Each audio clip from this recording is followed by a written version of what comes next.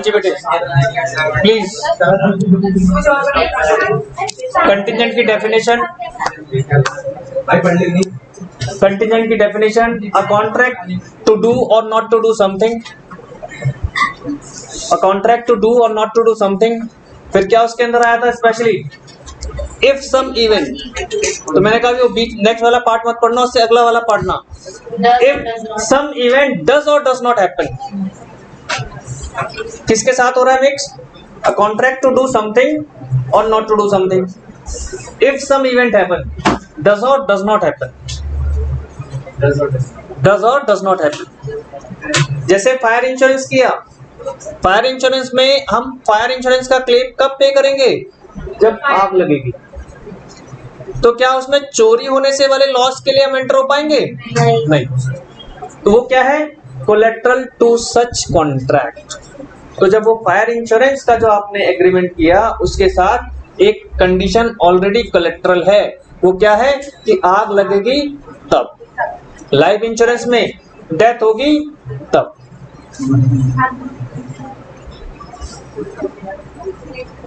पहले definition learn कर लो छोटी सी, क्या है, अ कॉन्ट्रैक्ट टू डू और नॉट टू डू समथिंग। पहली बात तो ये है, ये आप एक कॉन्ट्रैक्ट में एंटर हुए। फिर क्या कह रहा है, if some event does or does not happen, और वो इवेंट क्या है, कोलेट्रल टू द कॉन्ट्रैक्ट। आपने इंश्योरेंस का एक एग्रीमेंट किया, इंश्योरेंस का एक कॉन्ट्रैक्ट किया इंश्योरेंस कंपनी के साथ। इंश्योरेंस कंपनी के साथ कॉन्ट्रैक्ट हुआ, मान लीजिए आग लगने से होने वाले नुकसान का। आपने 1 साल के लिए इंश्योरेंस पॉलिसी ले ली।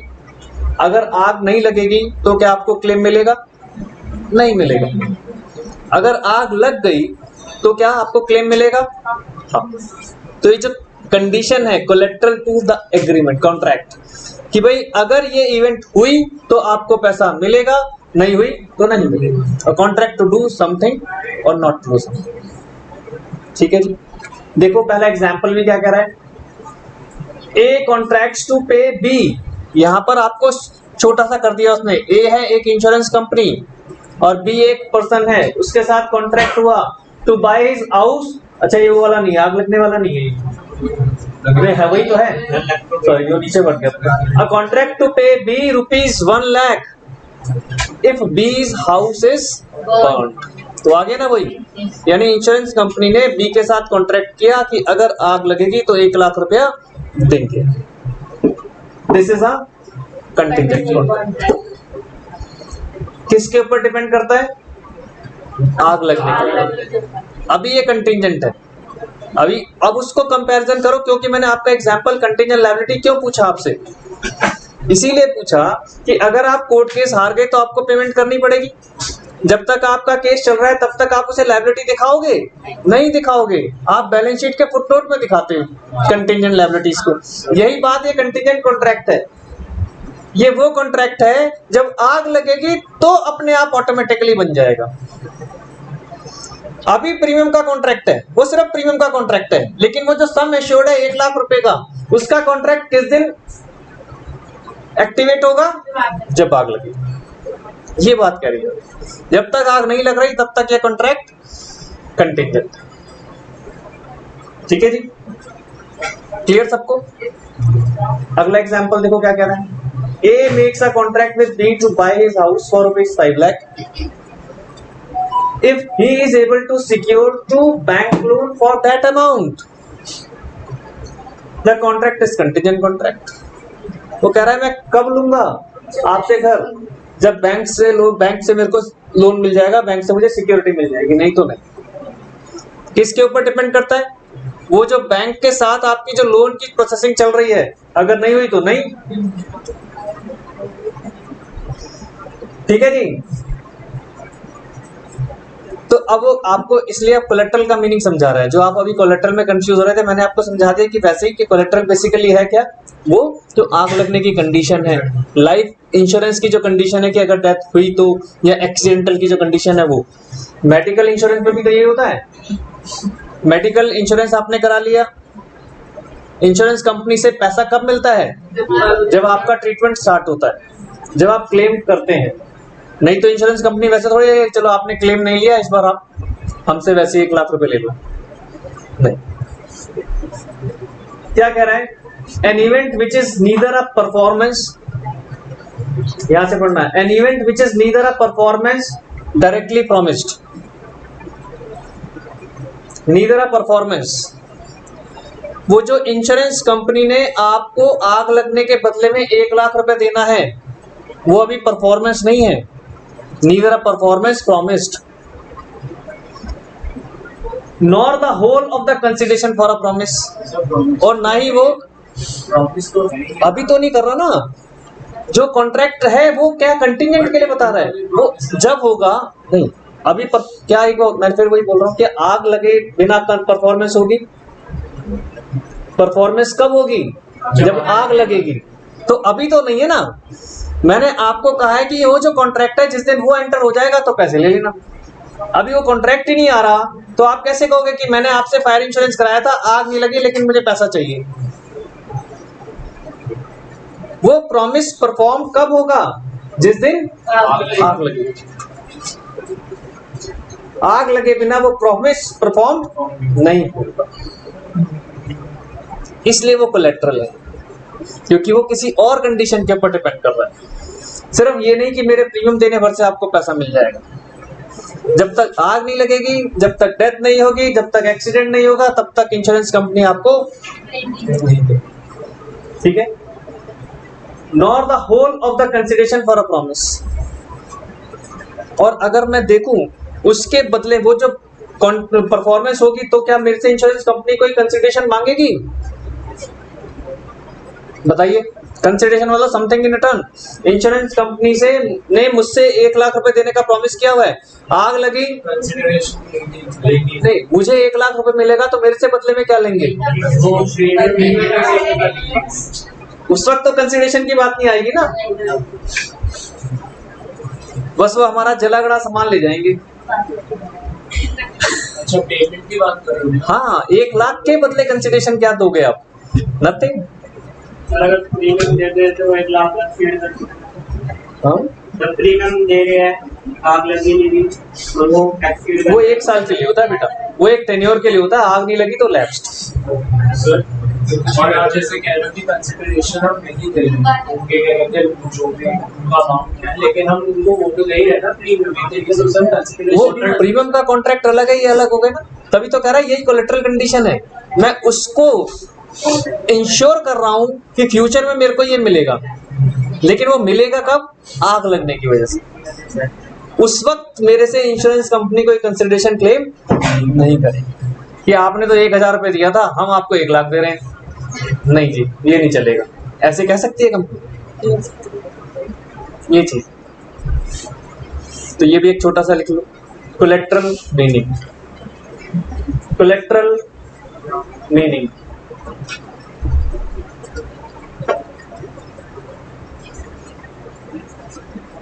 an event which is neither a performance directly promised, 2 part में है, neither a performance directly promised, an event which is neither a performance directly promised। 2 part में याद कर लेना। पहले पार्ट में neither a performance directly promised,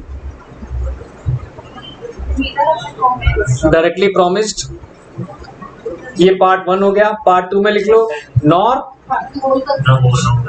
the whole of consideration for a promise,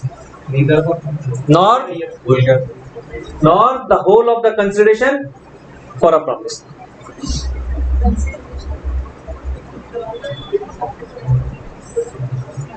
अब example, वो जो ए वाला फर्स्ट एग्जाम्पल था उसको बड़ा करके लिख रहा है, पूरा एक्सप्लेन कर रहा है, जिससे आपको वो कोलेट्रल कंडीशन भी समझ में आएगी। वहां उसने सिर्फ समझा दिया था कंटिजेंट कॉन्ट्रैक्ट है ये हमारा। पढ़े एक बार फिर से example 3। A contract to pay rupees 1 lakh if B's house is burnt. This is a contingent contract. यहाँ तक तो पहले में ही था, ये contingent contract का काम खत्म हो गया. Here the burning of B's house is neither a performance promised.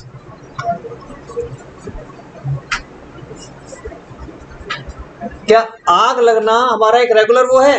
नहीं. तो उसने क्या कहा?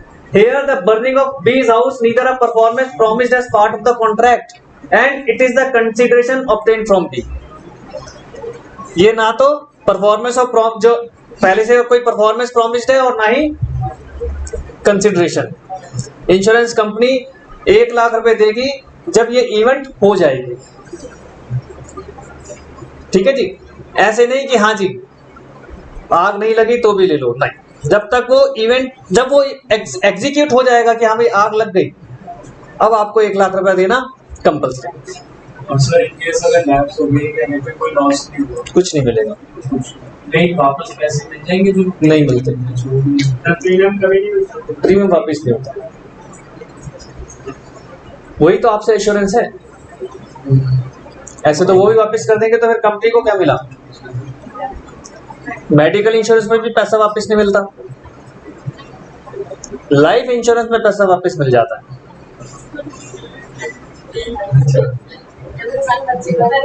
नहीं, जीते जी मिल जाता है. अगर आपने वो लाइफ पूरी जी ली जिस लाइफ के लिए आपने आपको अपने इंश्योरेंस किया था, तो एक सम एश्योर्ड उसमें होता है, वो आपके पैसा मिलता है विद बोनस ऑल्सो, उसमें मिल जाता है. बाकी ना आपके कार जो मोटर कार इंश्योरेंस है उसमें भी नहीं मिलता, आपका फायर इंश्योरेंस में भी नहीं मिलता और मेडिकल इंश्योरेंस में भी नहीं मिलता. ठीक है जी. कोर्ट एग्जांपल एक बार देख लीजिए, फिर से कोलेटरल के लिए समझेंगे. देखो क्या है. A agrees to transfer his property to B if her wife C dies. उसने बोल दिया कि C की डेथ होगी तो ट्रांसफर कर देंगे, नहीं तो नहीं करेंगे.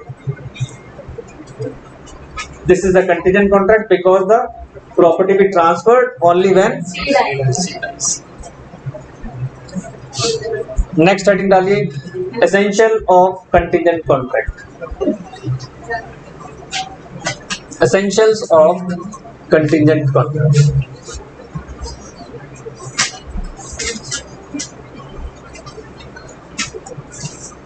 हमारी डेफिनेशन से स्टार्ट हुआ था.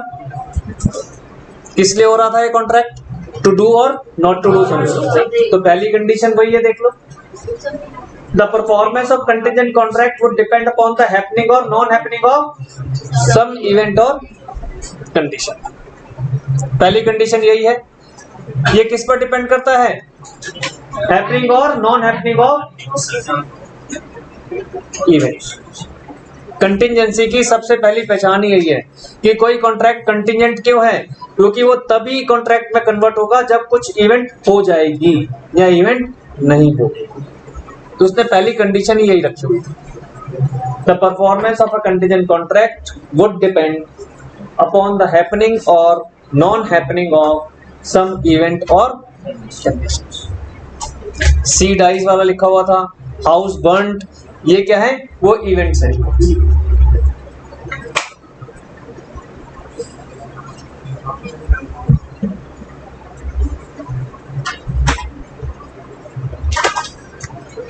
एग्जाम्पल 5 देखो क्या कह रहा है. अब इसमें आपसे पूछेंगे एक चीज. A promised to pay rupees 50,000 to B if it rains on first of the next month. हमने ये सेम एग्जाम्पल वेजरिंग कॉन्ट्रैक्ट में पढ़ा था. तो ये वेजरिंग से क्या डिफरेंस है इसमें बताओ. अभी पूछ लेते हैं वेजरिंग से क्या डिफरेंस है इसमें. एक छोटा सा पॉइंट है जो वेजरिंग से इसको डिफरेंशिएट कर रहा है.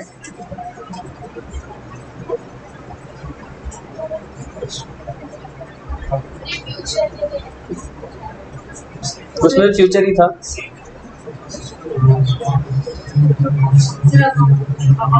वेजरिंग में एक का विन होता था, दूसरे का लॉस होता था. ये तो है, लेकिन यहाँ पर उसने ये तो नहीं बोला कि अगर बारिश नहीं हुई तो तू देगा.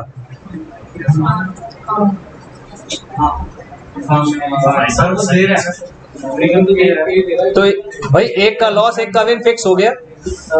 वेजरिंग में फिक्स नहीं होता कि किसको लॉस होगा किस। मैं कह रहा हूं कि अगर कल बारिश हुई तो मैं आपको 1000 रुपए दूंगा, आपको क्या नुकसान है।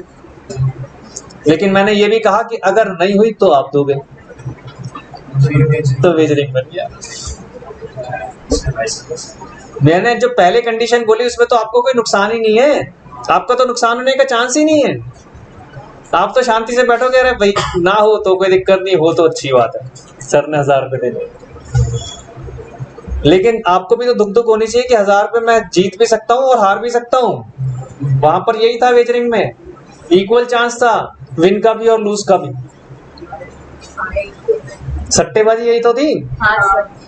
एक के 10, मैं 10 दूंगा, आप 1 देना, लेकिन आपको है तो सही 1 का लॉस। इसमें कहाँ दिख रहा है 1 का लॉस, इसमें तो कुछ दिख ही नहीं रहा। ये एक हल्का सा डिफरेंस आप समझ लो। पहला डिफरेंस तो आपको यही समझ में आ गया, कंटिजेंट का और वेजरिंग का डिफरेंस। ठीक है, यहां पर सिर्फ मैंने प्रॉमिस किया। सेकंड लिख लीजिए, the event refer to as collateral to the contract. ये तो हमने पहले ही कहा कि इंश्योरेंस किया था, नो डाउट फायर इंश्योरेंस किया था हमने, फायर के लिए हम प्रीमियम पे कर रहे थे, वो भी सब ठीक है। ये अपने आप में एक इंडेमनिटी भी होता है, नुकसान मेरे को कंपनसेट होगा, लेकिन वो पैसा कब मिलेगा वो किस इवेंट पर डिपेंड करता है, आग लगने पर। इसलिए उसने कह दिया the event refer to as collateral to the contract.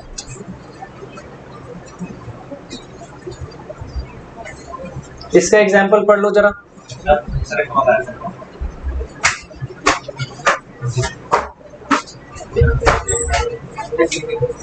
हाँ जी बेटा, आप पढ़ोगे, पूछ रहे हो, कुछ पूछ रहे हो, आप पढ़ो एग्जाम्पल 10 से।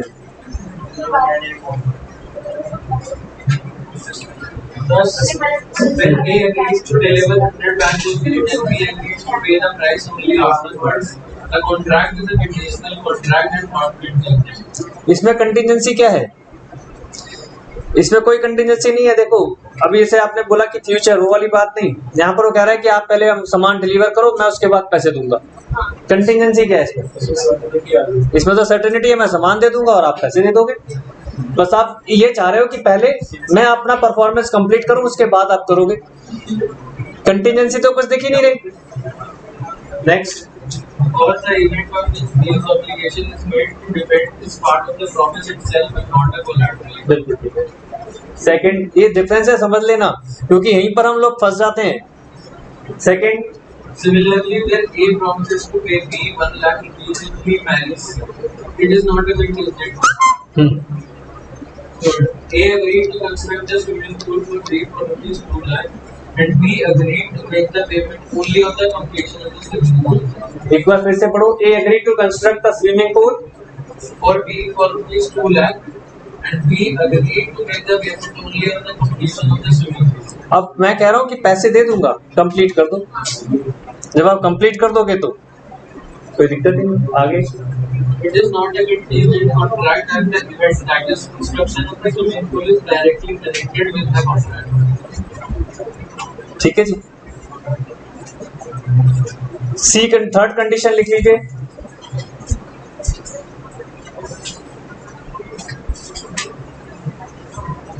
The contingent event should not be a mayor will of the promisor, not a mayor will. सिर्फ आपकी उसकी विल नहीं है, इंश्योरेंस कंपनी की विल नहीं है कि दे दूंगा। ये कॉन्ट्रैक्ट है, अगर आग लग गई तो देना पड़ेगा।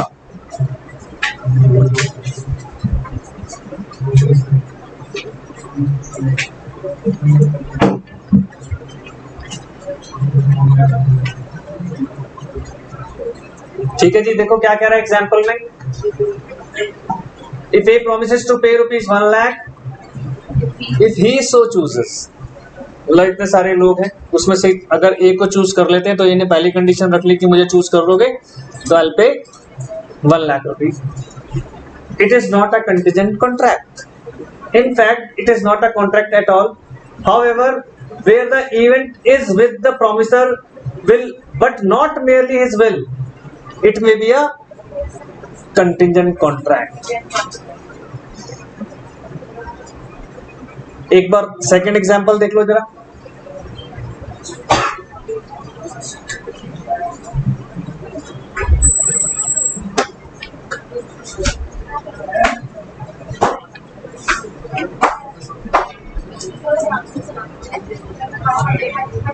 फैट चॉकलेट तो जरूर। आज आप बहुत बातें कर रहे हो, क्या हो गया आपको? पीछे बैठे उसी चलो कोई नहीं, उसकी आदत ऐसी। अभी तो आप पढ़ो, चप्पल या बस बस बस, जल्दी जल्दी आप भी पढ़ो बेटा। सेकंड एग्जाम्पल नहीं, यही पढ़ेगा। जोर से पढ़ो, सेवन पढ़ो। A promises to pay B 1 lakh. If A promises to B 1 lakh, if it rains on 1 April and A leave Delhi for Mumbai on particular day, it's a contingent contract because going to Mumbai is an event, no doubt within days will, but raining is not merely his will. जो वो कह रहा है not merely his will, Mumbai जाना ना जाना तो उस पे विल पर है, लेकिन क्या बारिश है? समझ गए बात को? तो इसलिए एक कंटिंजेंट है। दोनों चीजों को उसने मिक्स कर दिया कि भाई प्रॉमिस टू पे ₹1 lakh if it rains on 1st April and A leave Delhi for Mumbai on a particular day.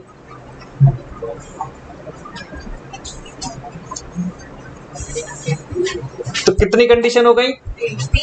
पहली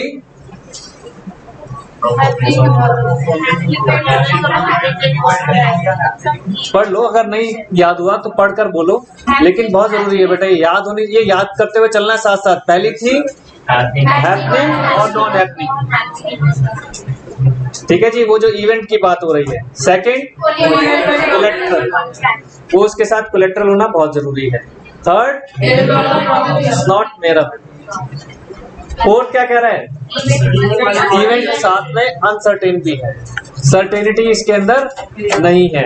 आग लगना प्योरली अनसर्टेन है, बारिश होना ना होना प्योरली अनसर्टेन है, ठीक है जी। डेथ होना प्योरली अनसर्टेन है उस एक ड्यूरेशन में जिस ड्यूरेशन के लिए इंश्योरेंस किया है, वो सब चीजें।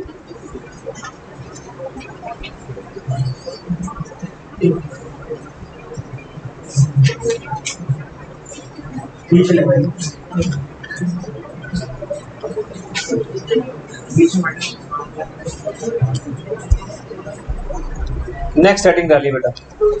अब इसकी इन्फोर्समेंट को लेकर क्या रूल है, इसे कैसे इन्फोर्स किया जा सकता है? Rules relating to enforcement, contingent contract को इन्फोर्स करने से related rules relating to enforcement किसके? Of a contingent contract.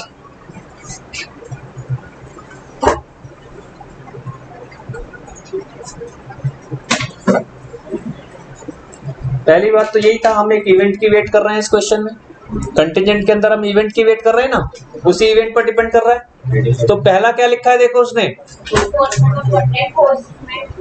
On event happening. तो मेन हेडिंग क्या है? On event happening. इन्फोर्समेंट पढ़ रहे हैं हम, और इन्फोर्समेंट कब होगा? हाँ, इन्फोर्समेंट कब होगा उस कॉन्ट्रैक्ट का? जो इंश्योरेंस कंपनी ने मुझे 1 लाख रुपया देना है आग लगने पर, तो वो इवेंट क्या थी?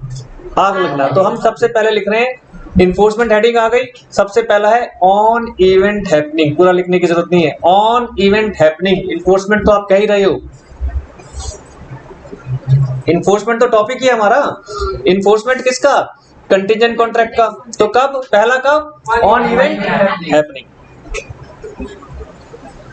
यहां से वो आपके सेक्शन सब इमर्ज हो गए। सेक्शन 32 आ गया, 31 में उसने पहले समझा दिया, 32 पर आ जाओ। तो 32 क्या कह रहा है देखो, where a contingent contract is made to do और not to do anything if an uncertain future event. हमारी वन ऑफ द एसेंशियल था अनसर्टेन। आग लगना, डेथ होना, एक्सीडेंट होना, सब फ्यूचरिस्टिक मैटर है। प्रेजेंट मैटर की तो बात हो ही नहीं रही, फ्यूचरिस्टिक है।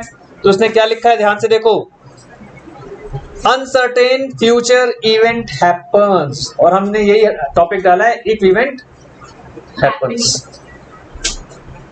ये सेक्शन 32 कहता है कि जैसी इवेंट होगी कंटिजेंट कॉन्ट्रैक्ट इनफोर्स हो जाएगा। ठीक है जी, बस इसमें ये लिख लो, ये जो इसने बोला ना अनसर्टेन फ्यूचर इवेंट हैपेंस, ये वर्ड ऐड कर लो, अनसर्टेन फ्यूचर इवेंट हैपेंस। जब तक नहीं होगा तब तक आप इनफोर्स नहीं कर सकते।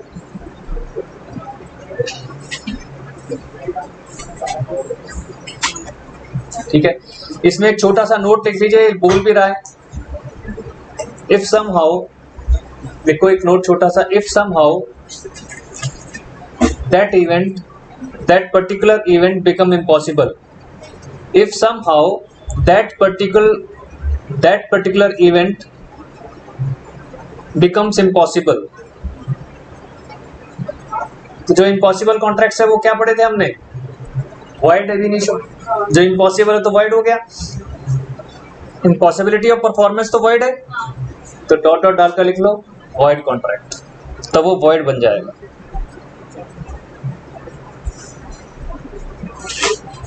जैसे इसका एग्जांपल दे रहा है, वो कह रहा है a contract to pay B a sum of money when B marriage to C. ये हमने पीछे भी पढ़ा था, है ना, B marriage to C, A father था, सी डॉटर थी, बी जो है वो लड़का था, और सी की डेथ हो गई। अब जब सी की डेथ हो गई तो क्या पॉसिबिलिटी ऑफ परफॉर्मेंस है अब? तो ऐसे नहीं होगा। तो वो जो परफॉर्मेंस है, वो जो इवेंट है कि बी मैरिड टू सी, क्या ये पॉसिबल है? कहता है इम्पॉसिबल हो गई, तो ये कॉन्ट्रैक्ट क्या हो गया? वाइड हो गया। नहीं, कंटिजेंट इसलिए मान रहे हैं ना ये लोग कि बी मैरिड टू सी, अगर आप बता रहे थे कि नहीं है, अभी ऊपर बात हो रही है, हाँ बिल्कुल बिल्कुल, अगर आप बता रहे थे कि वहां पर वहां खुद कर रहे थे, यहाँ पर ए कर रहा है, पढ़ो ध्यान से उसे।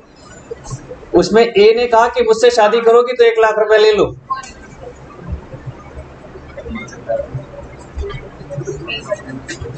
पढ़ो ध्यान से।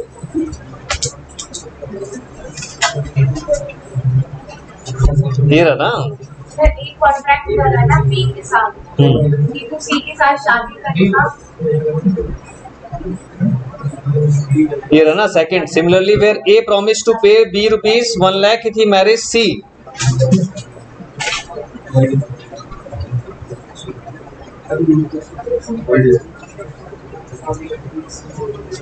हाँ ये वाला है,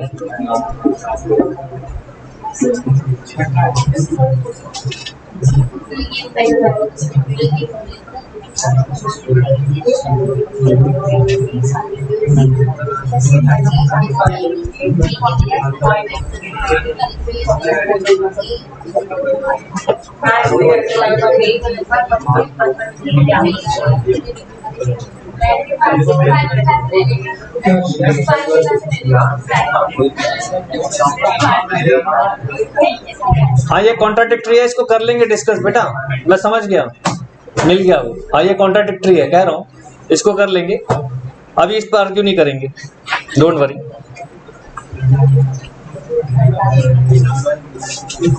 हाँ जी, सेकंड पर आ जाओ, सेकंड लिखो।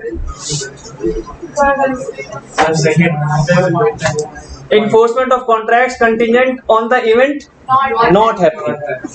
अब आ गया इवेंट नॉट हैपनिंग, अभी तक था इवेंट हैपनिंग पर।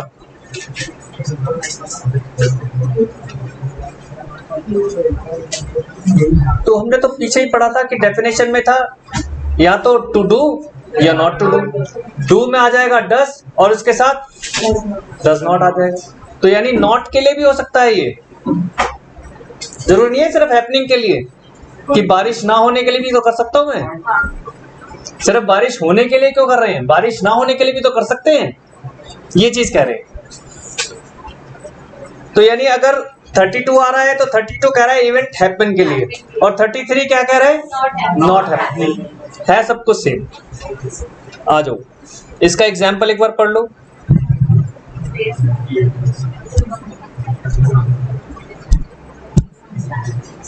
एग्जाम्पल एक बार पढ़ लो। क्या कह रहा है देखो, where P agrees to pay Q a sum of money if a particular ship does not return, आगे ना does not return, the contract becomes enforceable only if the ship sinks so that it cannot return. Like insurance, insurance में तो ये होता है कि अगर ship डूब गया तो हम आपको पैसे देंगे, तो ना लौट कर आने के लिए पैसे देने हैं, तो बात तो वही हो गई।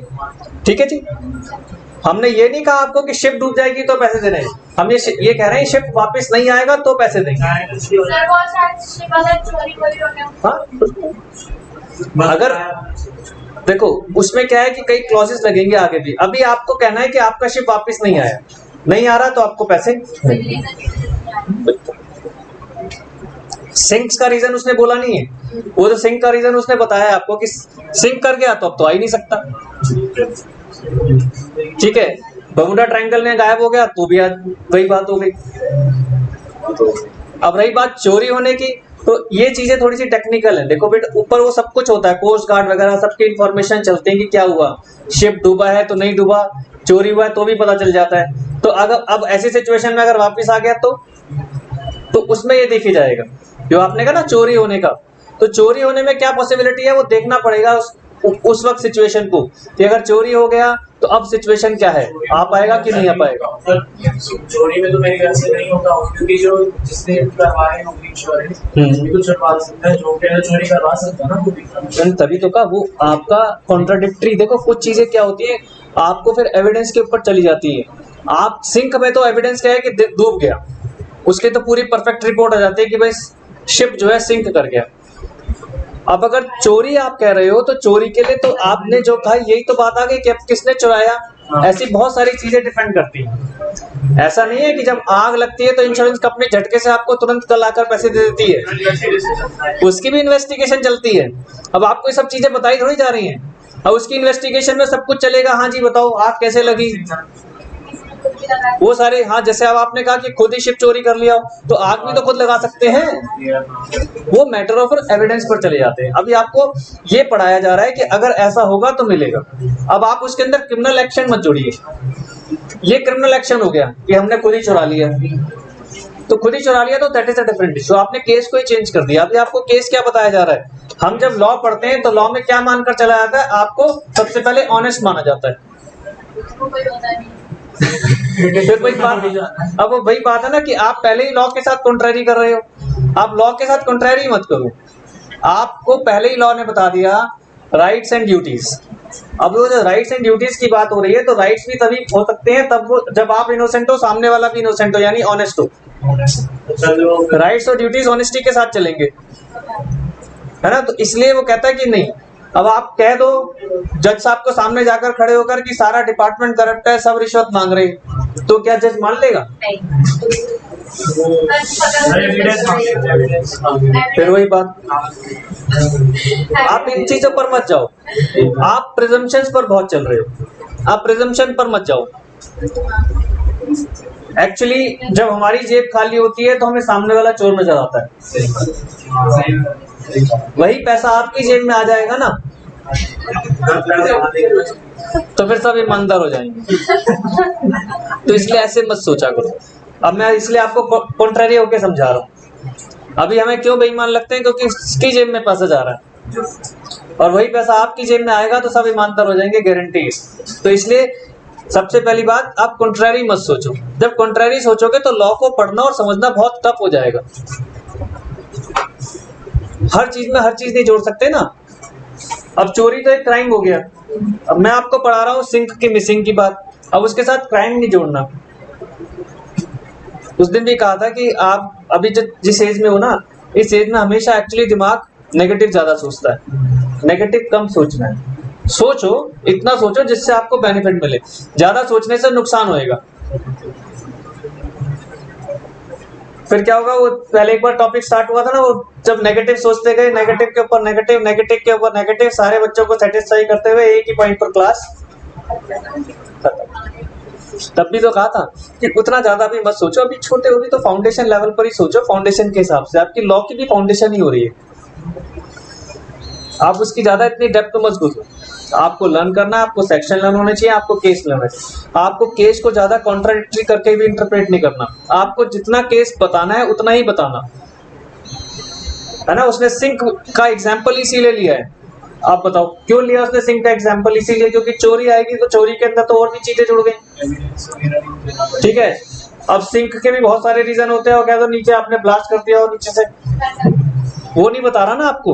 वो आपको समझाने की कोशिश ये कर रहे हैं कि आप बिल्कुल सीधा सीधा सोचो, ज्यादा टेढ़ा टेढ़ा मत सोचो, फिर केस कॉम्प्लिकेट हो जाएगा, आप ही एक्सप्लेन नहीं कर पाओगे कि मैं इसमें क्या लिखूं।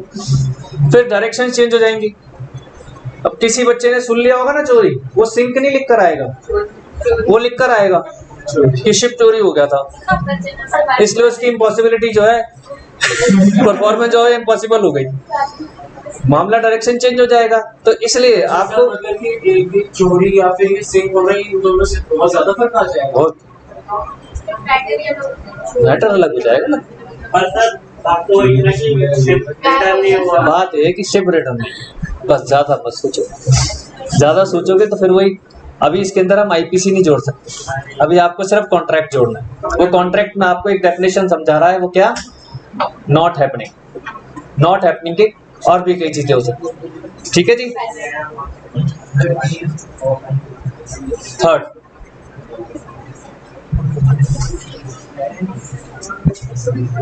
अभी हमने एक वर्ड पढ़ा था इम्पॉसिबल होना। अभी हमने एक वर्ड पढ़ा था ना इम्पॉसिबल होना, तो वॉइड हो जाएगा। क्या कह रहा है, जरा एक को पढ़ो। हाँ जी बेटा, आप भी पढ़ो। हेडिंग पहले पढ़ो। A contract is to be enforceable if it is contingent upon the conduct of a living person. When that living person does something to make the event or conduct as impossible or happening. थोड़ा सा lengthy करके समझा रहा है। Living person के साथ उसको associate कर रहा है। जिस पर्सन की डेथ हो गई उसकी बात नहीं कर रहा। कह रहा जो लिविंग पर्सन है उसने कोई अपने साथ अपना एक ऐसा कंडक्ट किया जिसकी वजह से वो जो परफॉर्मेंस थी या वो जो इवेंट थी इम्पॉसिबल हो गई। वो इवेंट क्या हो गई? इम्पॉसिबल। देखो क्या कह रहा है, एग्जाम्पल बड़ा अच्छा दे रहा है। इंडियन मैरिज एक्ट जो लग रहा है, हिंदू मैरिज एक्ट, इंडियन कह रहा हूँ, हिंदू मैरिज एक्ट के अकॉर्डिंग क्या कह रहा है? Where A agrees to pay B a sum of money if B marriage C, C marriage D. Hindu marriage act क्या कहता है कि कोई दो शादी कर सकता है, एक मेल या फीमेल नहीं कर सकते, वो इलीगल हो गया। तो इलीगल की बात नहीं कर रहे। ठीक है, वो कह रहा है कि ए ने कहा बी से कि भैया सी से शादी कर लो, हम आपको जो 1 लाख रुपए की बात हो रही है, मान लो कुछ भी, वो देंगे। चलो ठीक है। लेकिन उल्टा हो गया, सी ने पहले बी से शादी कर, तो क्या अब बी सी से शादी कर पाएगा? तो कह रहा अभी तो वो जो इवेंट है, जो कंडीशन थे, वो इम्पॉसिबल हो गई। उसका आंसर भी दे रहा, हालांकि पॉसिबल वो कब है? डिवोर्स के बाद। यानी अब सी और डी का डिवोर्स हो जाए तो पॉसिबल है, तब हो जाए, तब पॉसिबल है। अदरवाइज ये अभी फर्स्ट सिनेरियो में तो जब इसने बताया कि C married to D, it becomes impossible. तो आप इसमें लिख दीजिए when event become impossible, when event become impossible due to conduct, due to conduct, ज्यादा बड़ा लिखने की जरूरत नहीं, simple. when event become impossible due to conduct,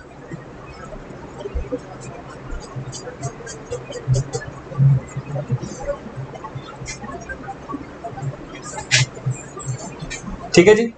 ये सेक्शन 34 है हमारा। उधर लिख दो, बस सबको जरूरत नहीं है।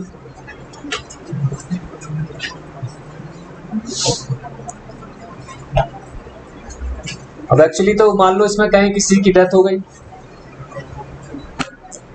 वो यहाँ पर इसलिए समझाने की कोशिश कर रहा है। सी की डेथ हो गई तो भी नहीं हो सकती शादी, लेकिन अभी यहाँ पर वो बात बताया, कह रहा है कि उस सी के कंडक्ट से। अब सी के कंडक्ट की बात तो तभी होगी जब सी जिंदा है। जब सी की डेथ हो गई तो उसके कंडक्ट की तो बात ही नहीं आएगी। फिर हम ये थोड़ी कहेंगे conduct of she was very bad, मर गई वो, नहीं कह सकते ना, उसका कंडक्ट तो काउंट ही नहीं होगा। कंडक्ट तो लिविंग पर्सन का ही काउंट हो सकता है।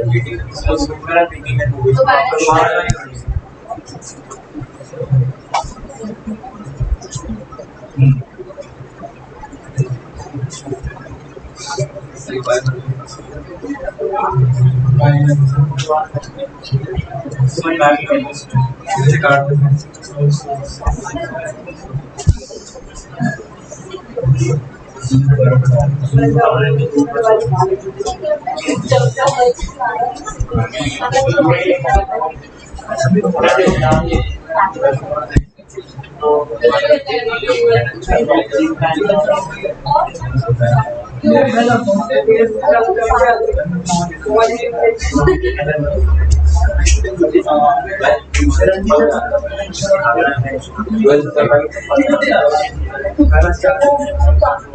गया होगा, आ जाएगा।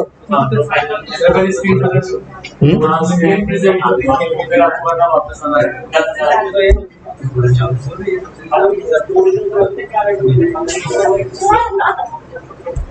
सर एक बार जूम में जाओ, जूम कर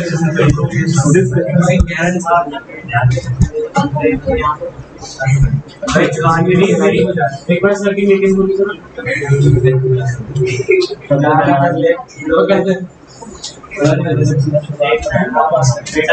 जल्दी टेक्नीशियन सही है।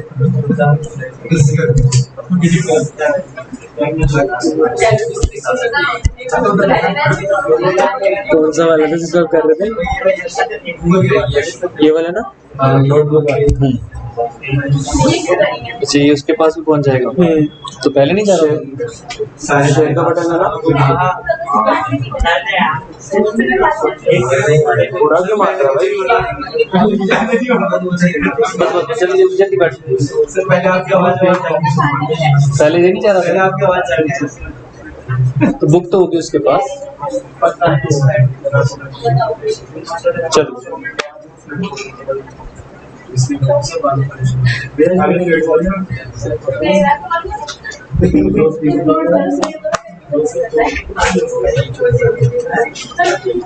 चलो ये भी एक केस देख लीजिए, फ्रॉस्ट वर्सेस नीट का।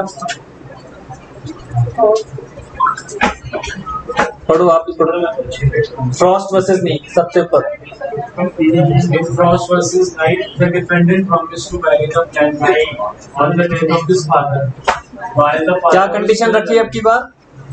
फादर की डेथ पर शादी की रखी है condition. while the father was still alive, he married another woman. भाई कंडीशन थी कि जब तक फादर की डेथ नहीं होगी तब तक शादी नहीं होगी। He married another woman. It was held that it had become impossible that we should marry the candidate, and she was entitled to sue him for the breach of the contract. अब वो ये कह रही है कि आपने contract किया था जब तक फादर की डेथ नहीं हो जाएगी तो उसकी वेट करो फादर की डेथ होने की।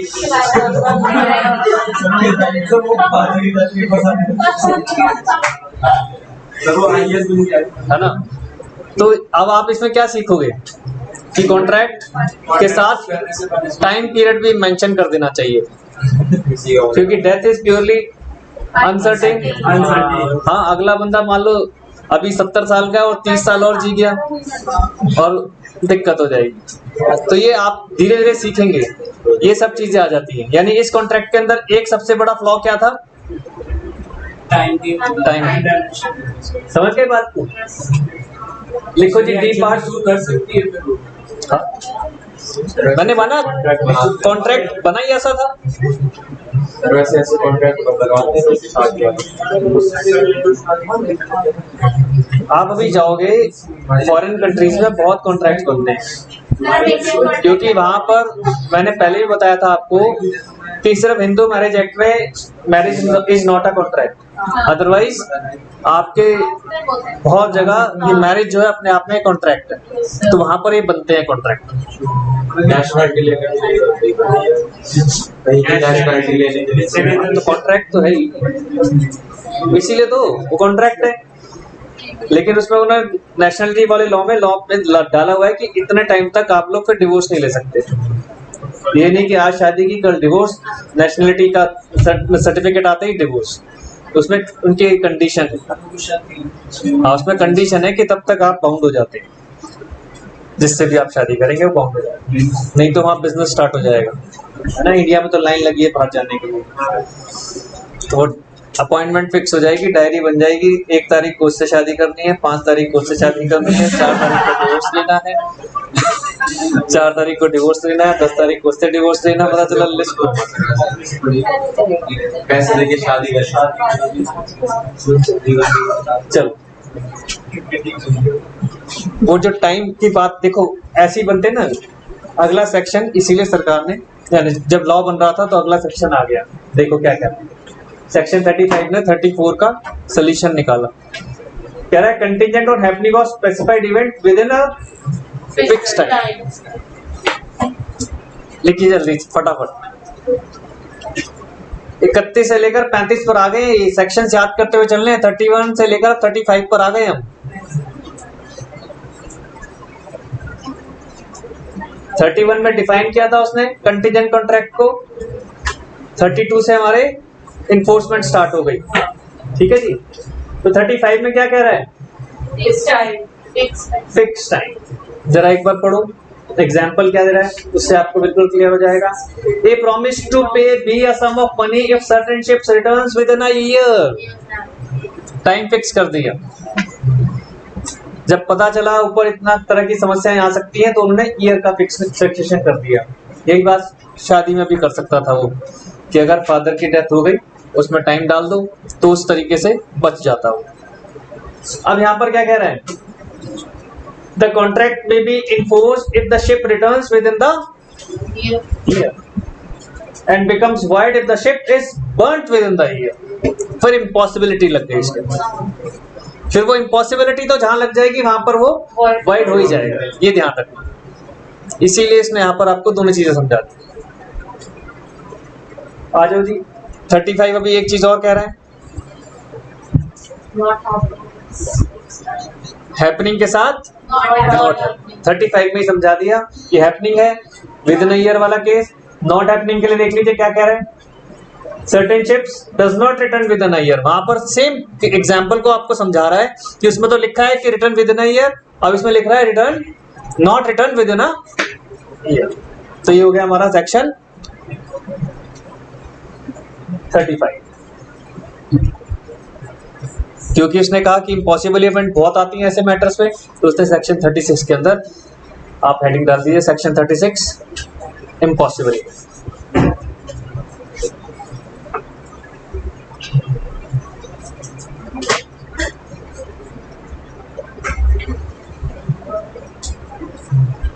तो सिंपल आ जाएगा वॉइड, कोई ज्यादा डिटेल लिखने की जरूरत नहीं।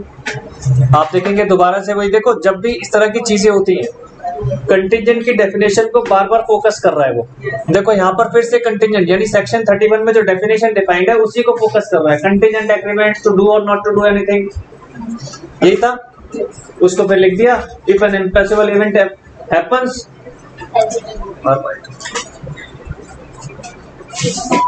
ठीक है जी। एग्जाम्पल क्या ले रहा है? A agrees to pay B ₹1 lakh if sunrise in the west next morning. West से तो कृष्ण भगवान ही कर पाएंगे। This is an impossible event, hence void. अगला देख लो क्या कह रहा है? X agrees to pay ₹1 lakh if 2 straight lines should enclose us. The agreement is void. तो जहां पर साफ साफ दिख रहा है कि आप ऐसे एग्रीमेंट के अंदर एंटर कर रहे हैं जो है इम्पॉसिबल, तो हम फ्रॉम द वेरी बिगिनिंग पढ़ते जा रहे हैं कि वो void अंडर सेक्शन 36। ठीक है जी, आज यहीं पर इसको कर रहे हैं खत्म। अगली क्लास में इसको आगे कंप्लीट करते हैं।